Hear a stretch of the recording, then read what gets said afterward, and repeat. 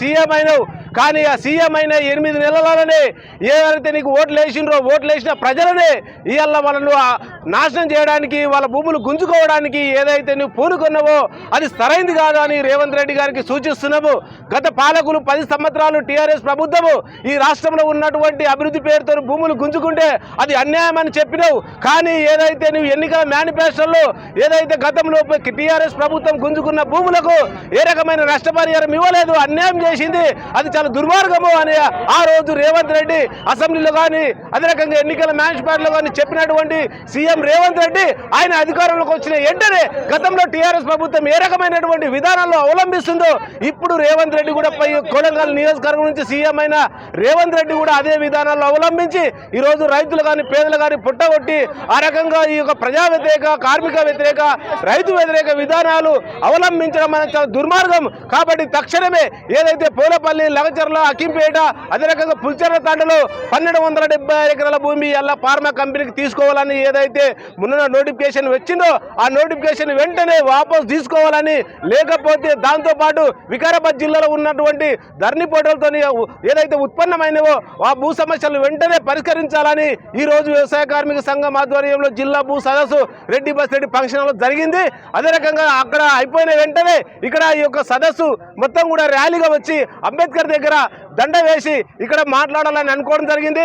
ఈ యొక్క సదస్సుకు ముఖ్య అతిథిగా వ్యవసాయ కార్మిక సంఘం రాష్ట్ర ప్రధాన కార్యదర్శి ఆర్ వెంకటరాములు గారు హాజరయ్యారు. కాబట్టి ఈ యొక్క కార్యక్రమంలో భాగస్వాములైనటువంటి ఇలా సిఐటి కానీ మన బుస్స చంద్రయ్య ఇక్కడ నియోజకవర్గంకు ప్రాతినిధ్యం వహిస్తుండు. అదే రకంగా సిఐటి జిల్లా అధ్యక్షుడు ఆర్ మైపాల్ గారు, అంబేద్కర్ విజ్ఞాన సంఘముకు తాలూకా అధ్యక్షులు రమేష్ గారు, అదే రకంగా ఇక్కడ ఎస్సీ ఎస్టీ బీసీ మైనార్టీ ఏదైతే పోరాట సంఘం జిల్లా అధ్యక్షులు మన చంద్రన్న గారు, అదే రకంగా ఇక్కడ ఉన్నటువంటి మిగతా ఏదైతే సంఘాలు ఉన్నాయో భూ బాధితులు, అదే రకంగా లగచర్ల, పూలపల్లి, అక్కింపేడు వీళ్ళైతే ఎవరైతే ఉన్నారో అట్లనే బహుజన వేదిక జిల్లా అధ్యక్షులు మన ఎరన్పల్లి శ్రీనన్న గారు, మిగతా అక్కింపేట, మన లగచర్ల, పూలపల్లి, రోడ్డుబండ తాండ, పుల్చర్ల తాండ భూ బాధితులు గోపాలన్న, అట్టనే మల్లికార్జునన్న, మల్లేష్ అన్న, అదే రకంగా సేవ నాయకు మిగతా వచ్చినటువంటి అందరు కూడా పేరు పేరున ధన్యవాదాలు తెలియజేస్తూ ఇప్పుడు మన ముఖ్య అతిథిగా వచ్చినట్టు ఎవరు ఇక్కడ మాట్లాడరు, ఒక రాష్ట్ర నాయకులు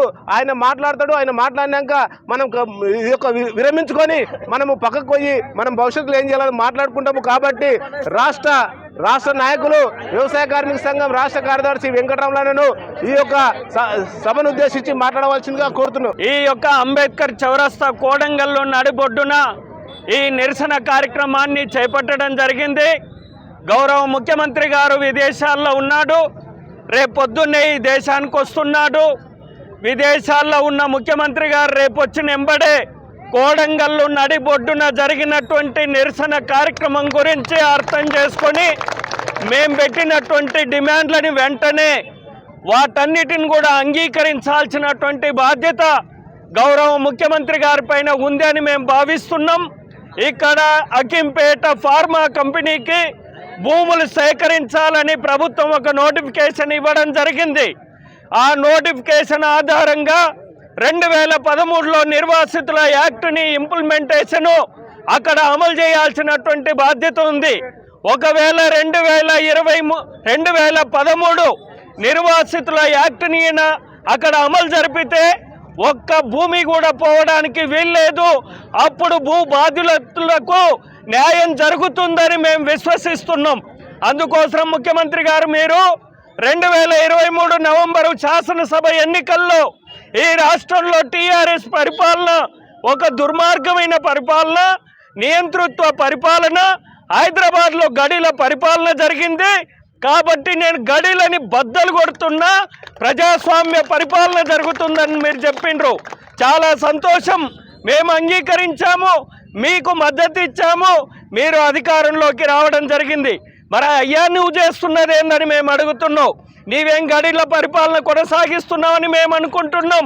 2013 చట్టాన్ని నువ్వు తుంగలో తొక్కి ఈనాడు భూ నిర్వాసితులకు అన్యాయం చేస్తున్నావని మేము చెప్పదలుచుకున్నాం.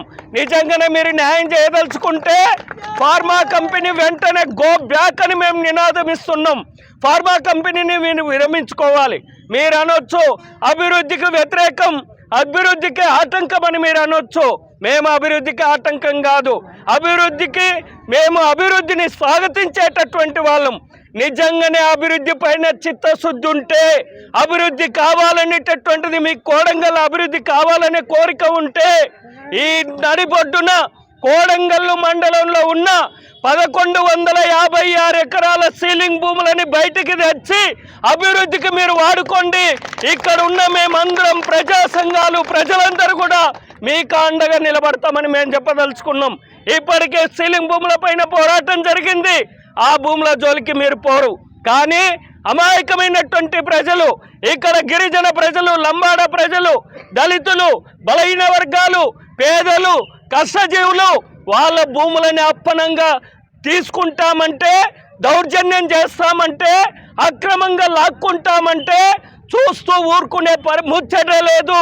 ఎంతకైనా తెగించి పోరాటం చేసి ఇక్కడ ఈ భూములను కాపాడుకుంటామని ఇక్కడ మేము హెచ్చరిక చేయదలుచుకున్నాం, డిమాండ్ చేయదలుచుకున్నాం. కాబట్టి మీరు ప్రభుత్వ భూములు ఇక్కడ ఉన్నాయి, సీలింగ్ భూములు ఉన్నాయి, మీరు ఆ భూములను తీసుకొని అభివృద్ధి చేయమని మేము చెప్పదలుచుకున్నాం. కాబట్టి అభివృద్ధి పేరుతోటి పేదల భూములని జోలికొస్తే సహించే ముచ్చట లేదని మేము చెప్పదలుచుకున్నాం. అట్లానే ఈనాడు అభివృద్ధికి ఎంతకైనా అభివృద్ధి జరగాలి. కోడంగల్ ప్రాజెక్టులు రావాలి, పరిశ్రమలు రావాలి, విద్యా వ్యవస్థలు రావాలి, అన్ని విధాల అభివృద్ధి చెందాలి. కోడంగల్ పట్టణం అభివృద్ధి కావాలి. అభివృద్ధికి ఏకైక మార్గం పేదల భూములు కాదు, ఇక్కడ ఉండేటటువంటి ప్రభుత్వ భూములు, సంపన్నమైనటువంటి సంపన్నుల భూములు మీరు తీసుకోండి అని మేము చెప్పదలుచుకున్నాం. కాబట్టి ఒక నీతి, ఒక పద్ధతి, ఒక ధర్మాన్ని మీరు పాటించడం లేదు. కాబట్టి ఇక్కడ జరుగుతున్న పోరాటం నీతివంతమైన పోరాటం. ఈ పోరాటం ధర్మం కోసం జరుగుతున్న పోరాటం. ఈ పోరాటం ఖచ్చితంగా గెలుస్తుంది, గెలిచి తీరుతాము. ఖచ్చితంగా మీరు ఈ ప్రజాస్వామ్యంలో ఒళ్ళు దగ్గర పెట్టుకొని పనిచేయాల్సినటువంటి అవసరం ఉంటుంది ఈ ప్రభుత్వం అని మేము చెప్పదలుచుకున్నాం. కాబట్టి పురాణాల్లో ఒక చరిత్ర ఉంది. పాండవులు కౌరవులు పోరాటం చేస్తే కౌరవులు అంటారు మా సైన్యం ఉందని. ప్రభుత్వం కూడా అనుకుంటుంది మాకు పోలీసు ఉంది, సైన్యం ఉంది, ధనబలం ఉంది, అధికార బలం ఉంది అని అనుకోవచ్చు. కానీ ఆనాడు పురాణాల్లో పాండవులే గెలిచిండ్రు 5 మంది ఉన్నటువంటి వాళ్ళు. కాబట్టి ఇప్పుడు కూడా ఈ చరిత్రలో కూడా భూ బాధితులే గెలుస్తారు, భూ నిర్వాసితులే గెలుస్తారు. ఆ గెలుపులో ఖచ్చితంగా మనమందరం కూడా భాగస్వామ్యం కావాలి. ఈ ప్రభుత్వం ఆలోచించాలి. ఇప్పటికైనా రేవంత్ రెడ్డి గారు ఈ నియోజకవర్గానికి ప్రాతినిధ్యం వహిస్తూ రాష్ట్ర ముఖ్యమంత్రిగా ఉన్నారు. ఆయన గొప్ప మనసుతోటి ఆలోచన చేసి ఖచ్చితంగా ప్రతి పేద కుటుంబానికి, ప్రతి భూ బాధితునికి న్యాయం చేయాలి. ఈ డిమాండ్లను పరిష్కరించాలి. ఈ డిమాండ్లు న్యాయసమ్మతమైనవి అంగీకరించాలని మరొకసారి తెలియజేస్తూ, ఒకవేళ వినకపోతే రానున్న కాలంలో ఈ కోడంగల్ పట్టణంలో ప్రతి గ్రామానికి తిరిగి డప్పుతో ప్రచారం చేసి ఊరున ప్రజల్ని చైతన్యవంతం చేసి పెద్ద ఉద్యమాన్ని నడుపుతాం.